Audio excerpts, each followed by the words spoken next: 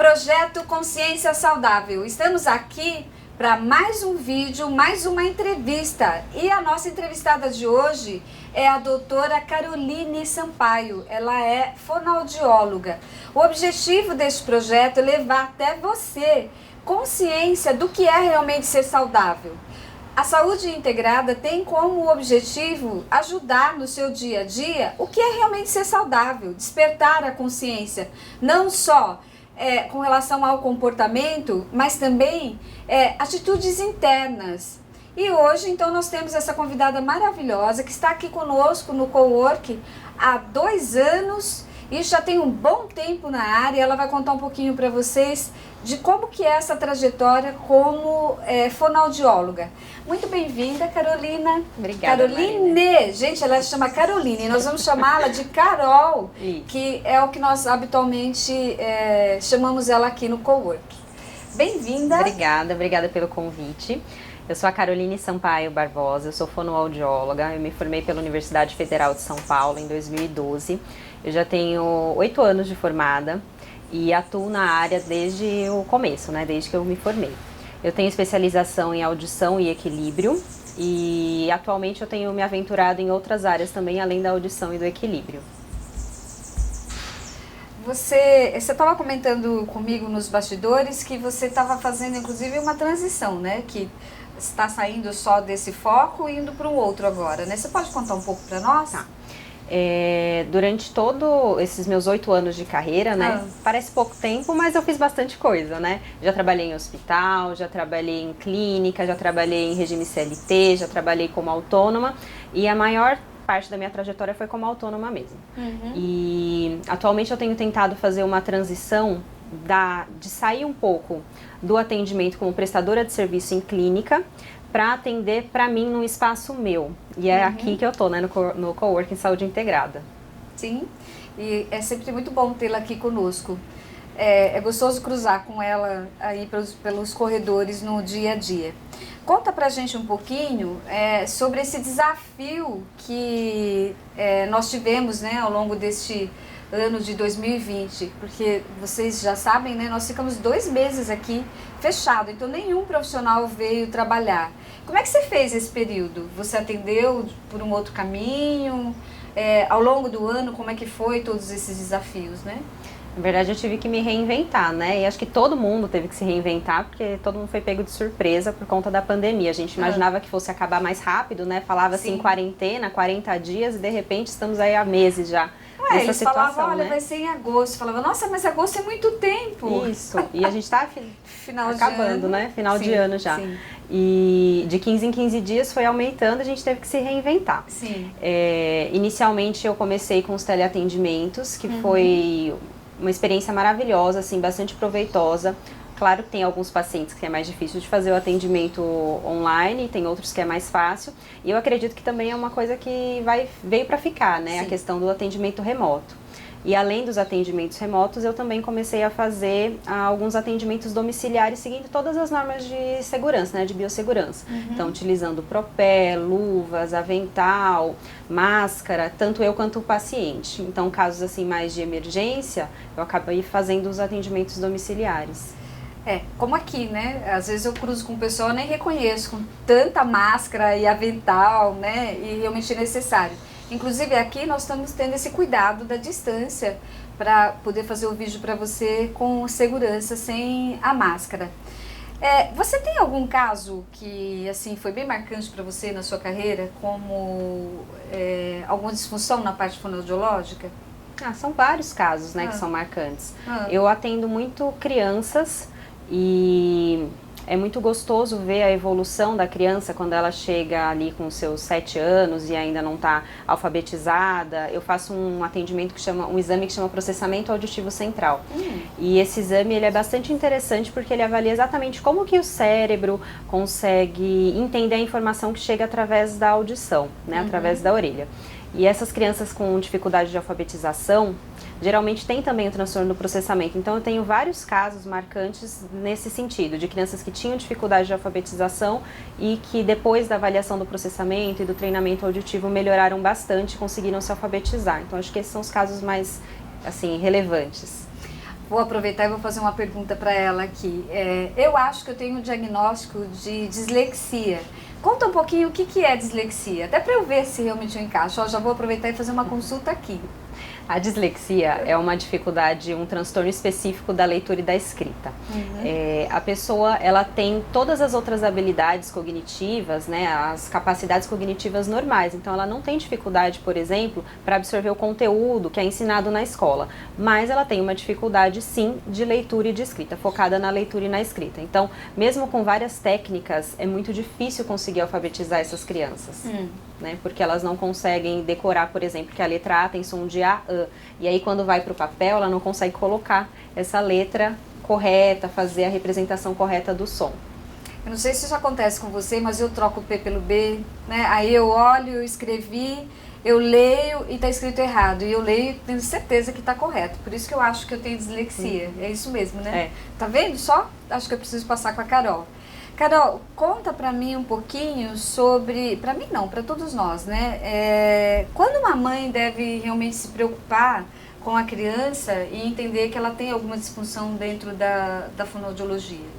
Tem vários momentos, né, que a criança precisa... que a mãe precisa procurar um fonoaudiólogo. Então, a criança de 2 anos, por exemplo, que ainda não fala, ela precisa sim passar com um fonoaudiólogo para fazer uma avaliação, entender o porquê que essa criança não está falando ainda. Então, marcos do desenvolvimento. Com 1 ano, a criança precisa começar a falar. Com 2 anos, ela já precisa justapor 2 palavras. Então, falar, por exemplo, quer mamãe, dá tetê.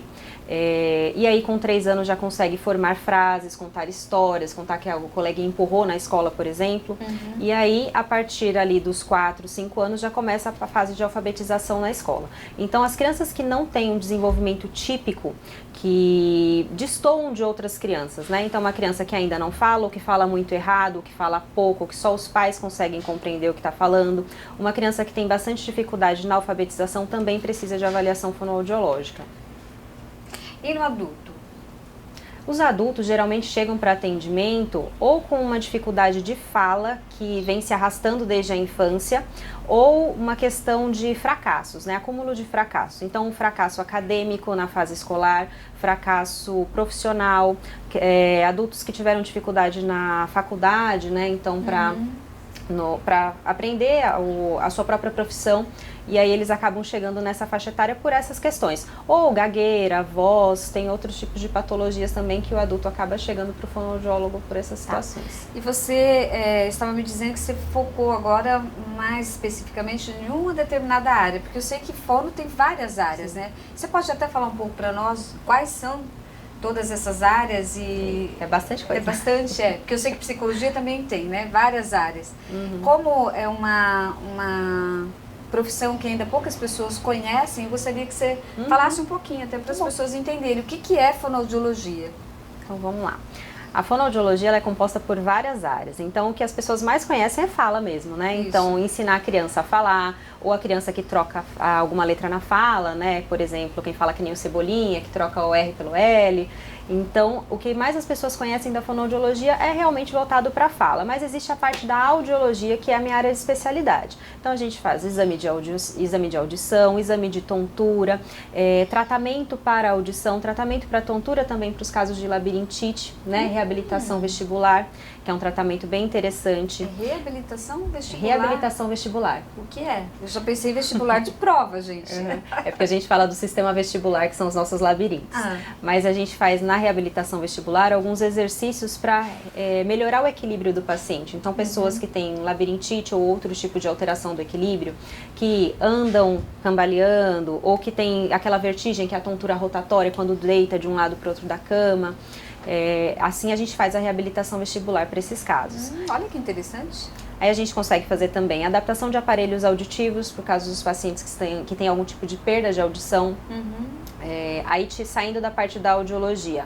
Leitura e escrita também é com fonoaudiólogo, então crianças com dificuldade de alfabetização ou com trocas na escrita, trocas na leitura, dificuldade na interpretação de texto.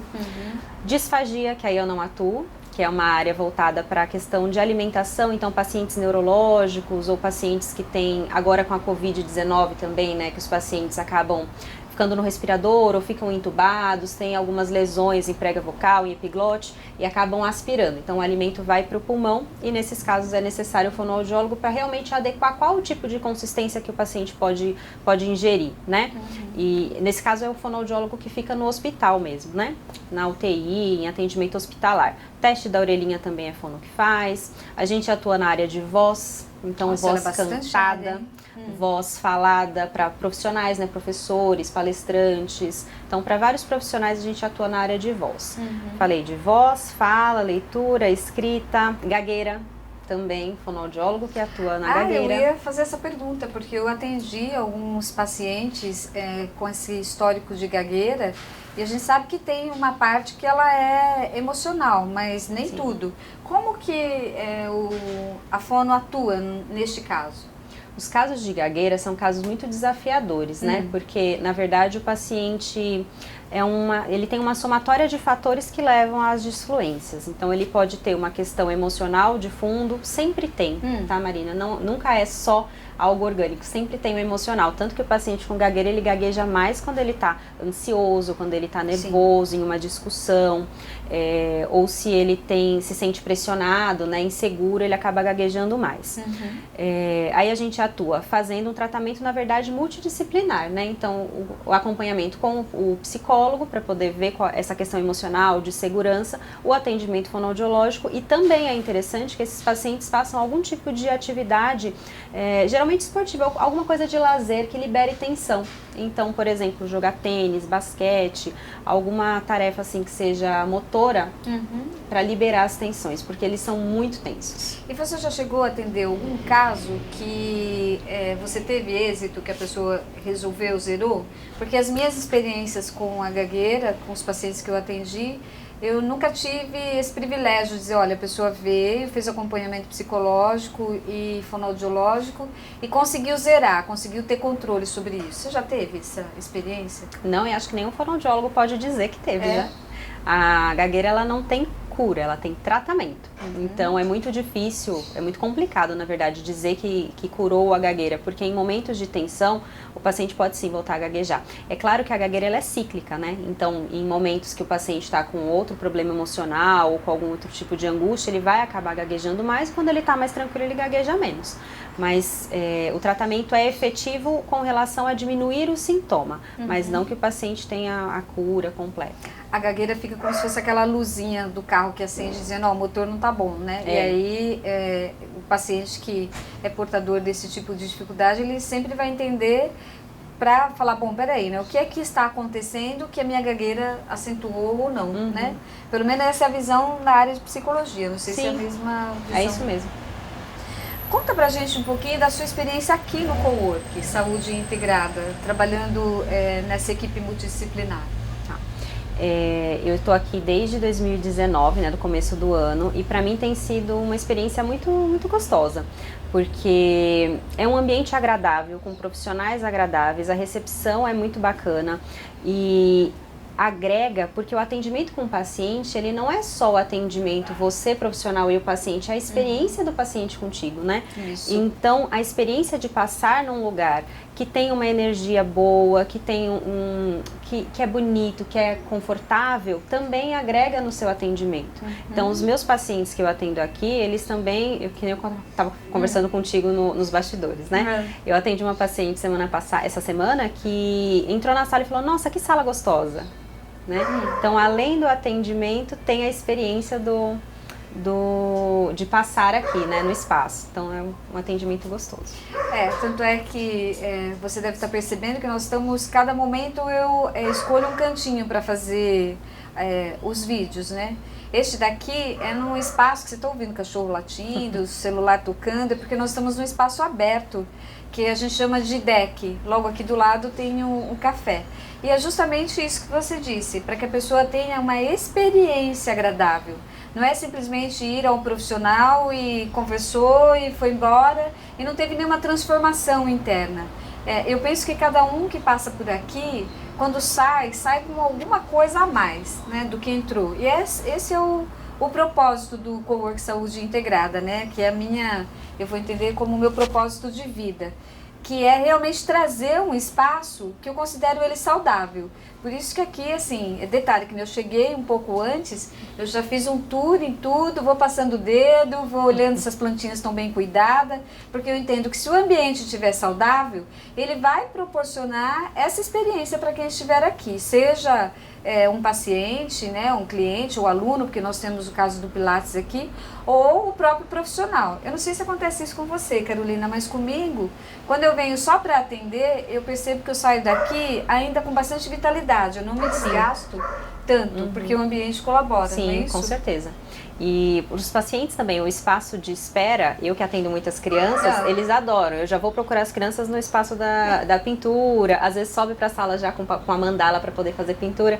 Então, é um ambiente diferente de uma clínica convencional que tem, por exemplo, vários brinquedos que são ruidosos e a criança está lá brincando e fazendo barulho e chega nessa sala super cheia de energia. Ela já chega na sala mais tranquila, né? Por conta do ambiente ser mais tranquilo, mais calmo. Foi propositado lá no cantinho das crianças, tem a fonte, que é justamente para ir diminuindo, e nós deixamos as mandalas, porque eu estudei sobre isso e entendo que as mandalas faz com que a pessoa volte mais para si, né? Enquanto ela está desenhando, tem esse propósito. Então tem mandala espalhada aqui, não só para as crianças, mas para os adultos também, porque é exatamente esse o objetivo. Se estamos falando de consciência saudável, esse é o propósito, né? Buscar recursos. Me lembro que no começo, logo que eu ampliei a saúde integrada, o pessoal queria colocar essa televisão aqui. Falei, não, o pessoal vai desenhar, nenhum, né? Vai ficar perto da fonte, né? Vai buscar essa introspecção, porque isso faz parte, né? E é super efetivo. Sim. Faz muito Você pode deixar uma mensagem de superação para as pessoas que eu tenho certeza que muitos tiveram muitos desafios ao longo de 2020, né? Eu também tive muitos, né? Eu acredito que você também. E eu gostaria que você deixasse uma mensagem para as pessoas. Bom, eu acho que 2020 foi um ano desafiador para todo mundo. A gente não esperava o que aconteceu, né? Nunca imaginei passar por essa situação.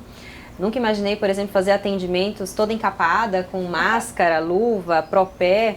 E além de fazer o atendimento com medo também, né? Um medo para mim com relação à minha segurança e o medo com relação à segurança do paciente.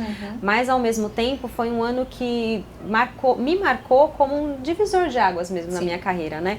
Então eu estar conseguindo fazer essa transição de carreira, de sair do atendimento como prestadora de serviço para ir para um atendimento já num espaço que eu posso considerar como um espaço meu, porque eu estou atendendo, apesar de ser um coworking, eu atendo para mim, né? Sim. E eu consegui esse ano me desafiar, me aventurar em áreas que eu não atendia antes, e eu acho que é isso que a gente tem que conseguir fazer quando a gente está diante de uma situação difícil. Então não ficar estagnada nessa situação, né? Sim. Então eu não fiquei estagnada lá nos 2 meses, no começo da quarentena, muito pelo contrário, eu comecei a fazer os atendimentos online, comecei a fazer mais atendimentos domiciliares, comecei a investir na minha rede social também, o que tem me dado bastante retorno. Então eu consigo muitos pacientes hoje que eu não tinha antes, justamente porque eu não tinha tempo de dar energia para aquilo, e a que a gente rega cresce, né, Marina? Então, se eu estou trabalhando o tempo todo numa clínica, eu só vou ter pacientes naquela clínica. A partir do momento que eu começo a abrir o meu horizonte, né,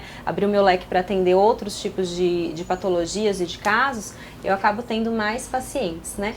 Nossa, e aí eu melhorei muito dessa frase. Como é que é? Que a gente rega, cresce. Que a gente rega, cresce. E aí? O que é que você está regando? Né? Tá regando muita coisa aí boa? Porque eu vejo muitas pessoas, não sei se você também percebe isso, muitas pessoas tendo grandes sacadas, né? E realmente revolucionando a vida, né?